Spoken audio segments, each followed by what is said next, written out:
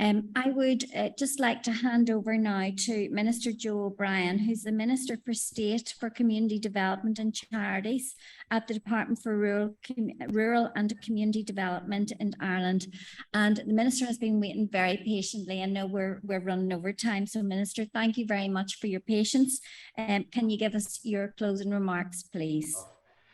So thank you. And first of all, thanks for the presentations through the morning. It's been very interesting, and I just want to thank the All Ireland Food Poverty Network for the work that's gone on in arranging the event. I had hoped to go in person to meet some people and make some connections, but I had commitments here in Dublin that I have to stay around for. So I'm particularly interested to hear about the programmes being run in Northern Ireland to address food poverty. As Minister of State with responsibility for social inclusion in the Department of Social Protection, I'm very aware as well that many people are struggling at the moment given the cost of living crisis that we're in. Poverty is, of course, multidimensional and needs to be addressed on a number of fronts. And I think food poverty in particular is a complex issue, but one that we must get to grips with. Something I've said before, but I think it's worth reiterating, poverty as a whole, I think, can fundamentally alter a person's life trajectory and especially shape their formative years in such a way that their capacity to fulfill themselves, even as adults, gets constrained. And all of society is worse off for outcomes like that. Poverty means the world around a person experiencing it becomes smaller, both physically and emotionally. It can mean that life is consumed with survival rather than thriving, and it means opportunities missed and life paths negatively impacted. For children in particular, living in poverty can mean that the emotional space that they grow up in is limited, as parents or guardians' lives can be consumed with the stress of making ends meet, and they have little energy left to cater for the emotional needs of their children. This is not to mention the direct impact on the physical and emotional development of children in the face of food poverty. My responsibilities in relation to social inclusion includes the monitoring and implementation of the Roadmap for Social Inclusion, which is the whole of government approach to reducing poverty and improving social inclusion in Ireland. The roadmap aims to reduce the percentage of the population in consistent poverty to 2% or less by 2025. 2021 rate was 4%, down from 4.7% in 2020. 2% as a target is ambitious, but we are committed to achieving it.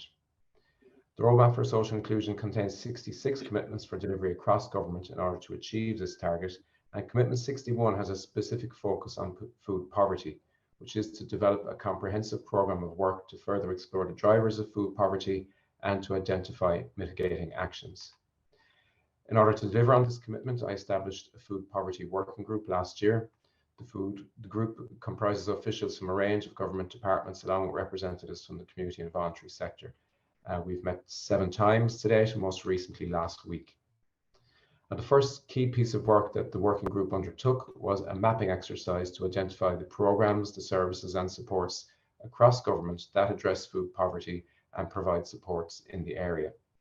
A report on the results of this mapping exercise were published in July, and this consolidates the fact that while there is significant amount of relevant programmes in operation across government departments, we must use the information from it to examine how we can improve services and ensure a more cohesive solution to the issue of food poverty.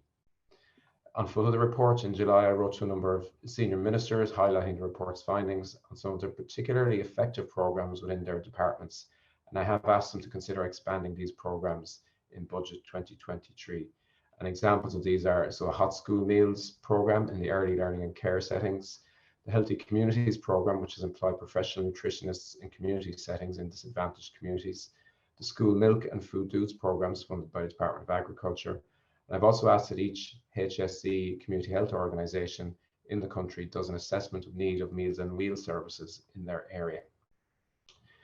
The second piece of work that the working group has undertaken is the development of a research proposal examining prevalence and drivers of food poverty.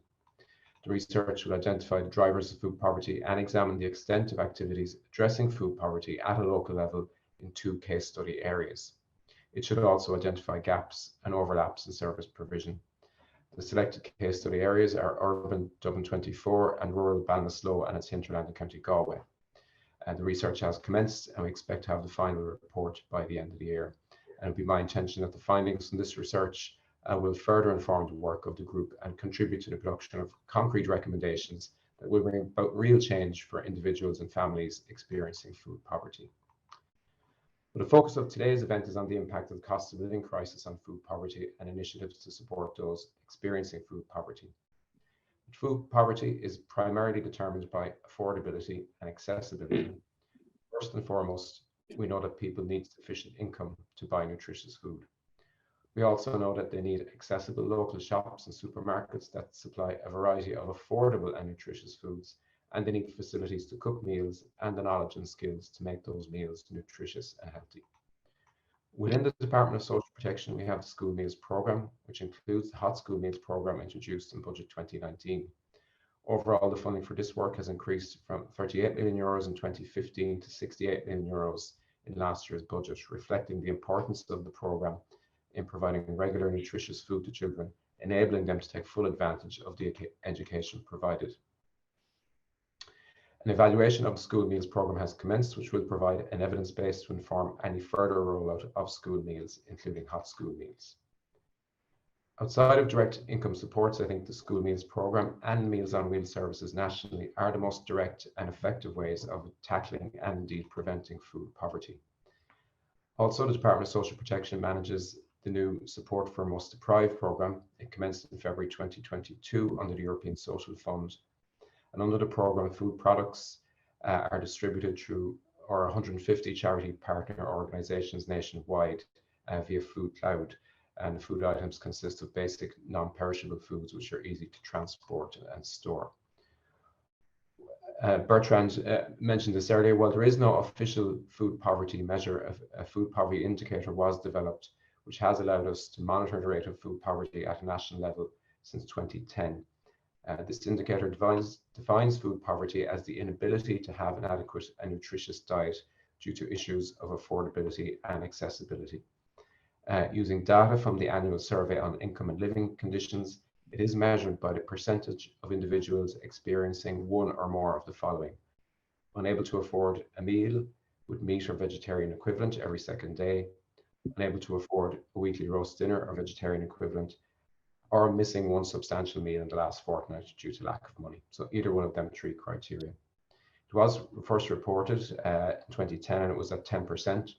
It reached a high of 13.2% in 2013 and has reduced down to 8.9% according to the latest figures for 2021. Government is keenly aware of the need to protect those who are most vulnerable in the context of Budget 2023, given the rise in cost of living. And for my Budget 2023 priorities, while continuing to advocate for increases in core payments, I have also focused in on the need for further increases in two particular payments: the working family payment and the qualified child increase.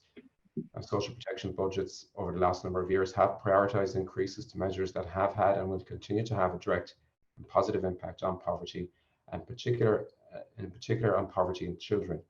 And that has included increases to the working family payment and the qualified child increase.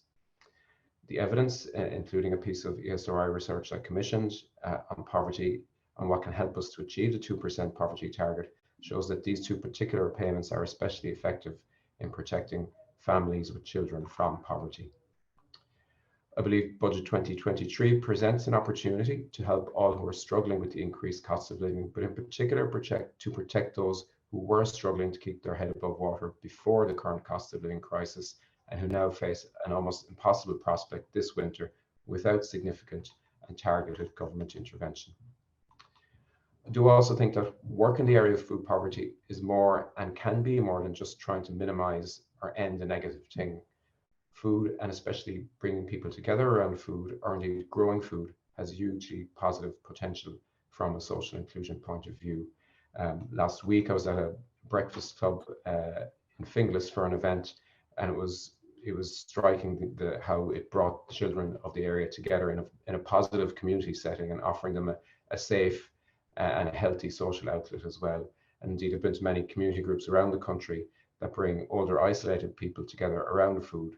And increasingly we're seeing in communities as well the process of growing food as an extraordinary way of breaking down barriers, developing community spirit, and indeed improving mental health.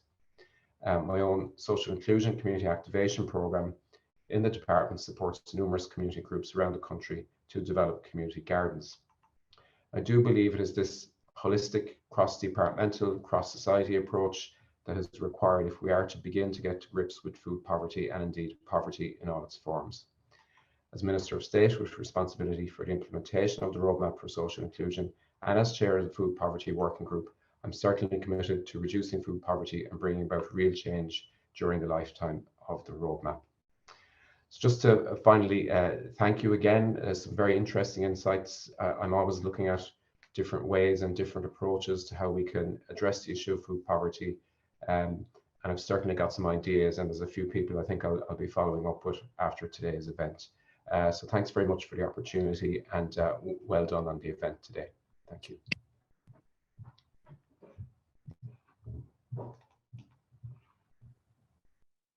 I think it's fair to say from Minister O'Brien's point of view and also from Minister Hargey's point of view that they are very much focused on the issues that we've all been describing this morning and very clear in what is needed.